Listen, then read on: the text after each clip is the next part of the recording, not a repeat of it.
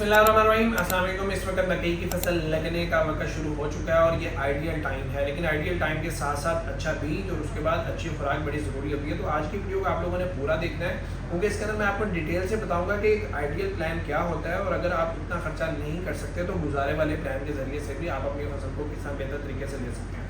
अच्छा, यहाँ पे आपने याद रखना है कि आपकी फसल की सबसे बड़ी ज़रूरत नाइट्रोजन है, लेकिन नाइट्रोजन आपकी फसल को एकदम नहीं चाहिए, शुरू में ही नहीं चाहिए, बल्कि ये 3 हिस्सों में चाहिए। 3 हिस्से भी ऐसे कि शुरू में इसको कम चाहिए, दरमियान में जब आपकी फसल 1 फुट से 1.5 फुट के दरमियान होती है तो सबसे ज़्यादा नाइट्रोजन उस वक्त चाहिए होती है, और उसके बाद फिर उसको कम यूरिया चाहिए होती है, लेकिन छल्ली के बनने के बाद तक भी उसको यूरिया चाहिए। दूसरी चीज़ मैं आप लोगों को बताऊंगा कि आपने जब भी फसल लगानी है और उसको खाद लगानी है, आपने खाद फसल की हालत को देखकर लगानी है। लोगों को इस सीज़न के अंदर मकई के गिरने का बहुत ज़्यादा प्रॉब्लम आता है, और वो होता है आपके ओवर फर्टिगेशन की वजह से, ज़्यादा खादें लगाने की वजह से। तो अगर आपकी फसल लश्करीन है तो आपने उसको खाद नहीं लगानी, या वो खाद स्किप कर लेंगे, अपने पैसे बचा लेंगे।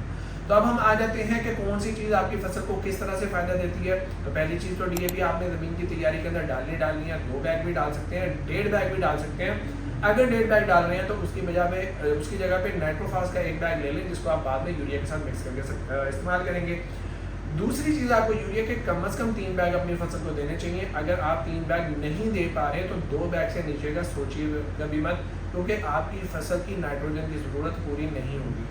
उसके बाद दाने की भराई के अंदर जो सबसे बड़ा किरदार होता है वो बोरान का होता है, जिसको हमारा फार्मर बिल्कुल ही इग्नोर कर देता है। पोटाश उसके बाद आने वाली चीज़ है जो आपके पौधे की पोलिनेशन के अमल को ज़्यादा बेहतर बनाती है। तो बोरान और पोटाश, ये दोनों चीज़ें आपने अपनी फसल में ज़रूर देनी है। एक चीज़ जिसकी हमारी ज़मीनों के अंदर हमेशा से कमी रही है और हम उसको नहीं डालते, और वो है भी बड़ी सस्ती, वो जिंक है, जिसको शुरू के अंदर आप लोगों ने इस्तेमाल कर लेना है। पहली डोज के साथ ही जब आप उसको यूरिया दे रहे हैं, 3 किलोग्राम जिंक जो सी है वो आपकी फसल की पूरी ज़रूरियात को पूरा करने के लिए काफ़ी होगी। तो शुरू में अगर आप लोग इसको जिंक दे देते हैं तो इंशाल्लाह आपकी फसल एंड तक हेल्दी रहेगी। उसके अलावा जिस चीज़ के रिजल्ट्स मैं सबसे अच्छे देखता हूँ, मैंने देखा कि फार्मर जो है वो बहुत ज़्यादा फर्टिलाइजर नहीं दे रहा, लेकिन ये काम उसने किया हुआ है, उसकी फसल बहुत आउटस्टैंडिंग होती है। वो है जिब्रेलिक एसिड और यूरिया के स्प्रे, जो मैं पहली वीडियो के अंदर बता चुका हूँ।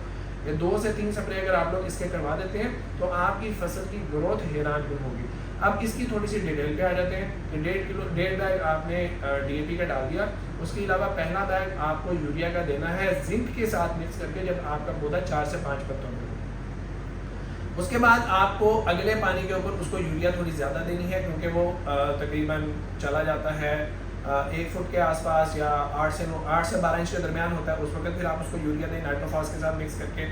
उसमें 1.5 फुट के ऊपर उसको फिर यूरिया और नाइट्रोफास मिक्स करके दें। ऐसे में यूरिया का पूरा बैग देना है और नाइट्रोफास का आधा बैग देना है। इससे अगली स्टेज के ऊपर जब आपका पौधा 2 फुट के आसपास चला जाता है तो जो आपकी एसओपी है उसकी पहली डोज आप लोग यूरिया के साथ मिक्स करके दे दें। उस वक्त आपको यूरिया जो सी है वो 25 किलोग्राम देनी है, और जो एसओपी है वो आपको 10 किलोग्राम देनी है। उसके बाद जब आपकी टिलरिंग स्टार्ट होती है, जरदाना बनना शुरू होता है, उस वक्त उसको पोटाश की एक्चुअल ज़रूरत होती है।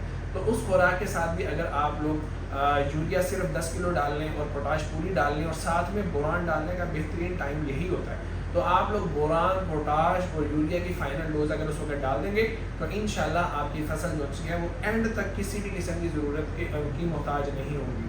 तो 3 बैग यूरिया के पूरा करें, 1 बैग नाइट्रोफास कर सकते हैं तो कर लें, वरना उसको स्किप कर लें, क्योंकि आपने डीएपी डाली हुई है। 1.5 बैग या 2 बैग डीएपी के।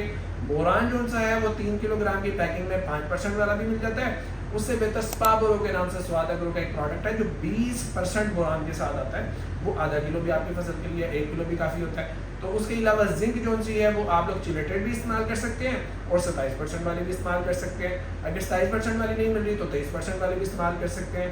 23% वाली नहीं मिल रही तो 10% वाली लिक्विड भी इस्तेमाल कर सकते हैं, लेकिन इस्तेमाल आप लोगों को जरूर करनी चाहिए। तो ये एक कंप्लीट फर्टिलाइजर प्लान है, इसको आप लोग अपनी फसल के ऊपर फॉलो करें।